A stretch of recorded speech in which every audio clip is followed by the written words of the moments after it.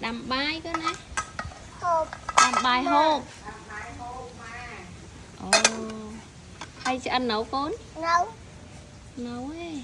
Chật nấu chứ, chật ăn nấu. chật Chật này. Ồ. bắp Họ bài pu ấy, mới bài pu nấu. nấu Nấu.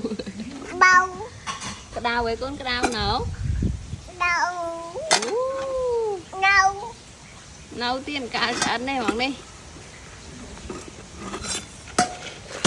Ấy thơm hộp ấy con. hà Trà, thơm hộp trà. Trà cả nam ấy. Trà ấy cái con. bài Bài. mò Cho ăn á. Ô thơm hộp trà cho. hộp Hộp.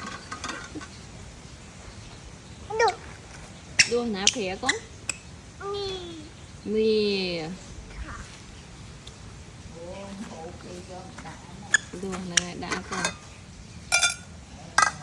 Họ cô về họ cha rồi cô.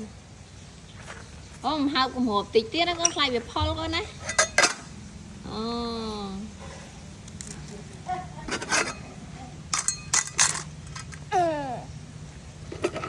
nấu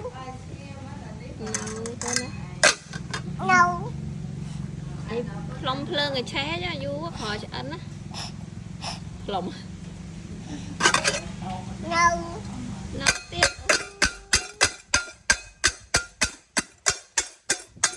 Từ một mẹ thường hộp. Ván hộp ở tên mà ta